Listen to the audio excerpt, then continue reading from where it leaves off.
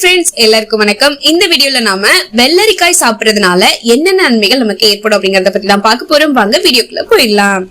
வெள்ளரிக்காயில நீர் அதிகமாகவும் கலோரி குறைவாகவும் இருக்கிறதுனால உடல் எடையை குறைக்க விரும்புறவங்களுக்கு இது சரியான உணவா அமையுங்க. டெய்லி வெள்ளரிக்காயை நீங்க சாப்பிட்டு வந்தீங்கன்னா தீவிரமான மலச்சிக்கலை நீக்கலாம். வெள்ளரிக்காயில இன்சுலின் சுரக்கிறதுக்கு கணையத்தில் உள்ள அணுக்களுக்கு தேவையான ஹார்மோன் ஒண்ணு வெள்ளரிக்காய் சாற்றுல இருக்கு.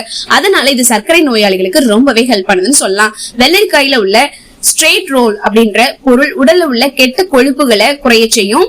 அதே மாதிரி அதுல உள்ள நார்ச்சத்து, பொட்டாசியம் அண்ட் மெக்னீசியம் ரத்த கொதிப்பை கட்டுப்பாட்டுல வைக்க ஹெல்ப் பண்ணும். வெள்ளரிக்காய் சாறு ஈறுகள்ல இருக்கிற நோய்களை குணப்படுத்துது. அது மட்டும் இல்ல, வாயில துர்நாற்றத்தை ஏற்படுத்துற பாக்டீரியாவை அழிச்சிடுது.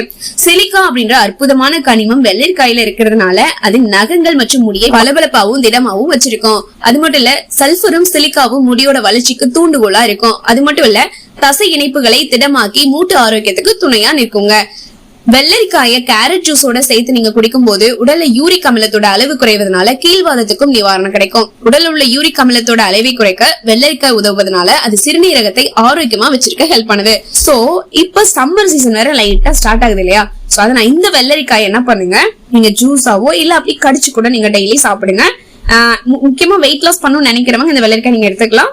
அதே மாதிரி ஒண்ணு சாப்பிட்டா நம்ம வெயிட் லாஸ் எல்லாம் ஆயிட மாட்டோம் இல்லையா? சோ வெயிட் லாஸ் ஆயிடுமோ அப்படின்னு பயந்துகிட்டு நீங்க வெள்ளரிக்காய் சாப்பிடாம இருக்காதீங்க. உங்க சிறுநீரகம் நல்லா செயல்படணும் அப்படின்னா கண்டிப்பா இந்த வெள்ளரிக்காயை சாப்பிட்டு ஆரோக்கியமா இருங்க அப்படின்னு சொல்லிட்டு இந்த வீடியோ நான் நிறைவு செஞ்சுக்கிறேன். இந்த வீடியோ உங்களுக்கு ரொம்பவே யூஸ்ஃபுல்லா இருந்தது அப்படின்னா லைக் பண்ணுங்க, நிறைய பேருக்கு ஷேர் பண்ணுங்க, பயன்படட்டும்.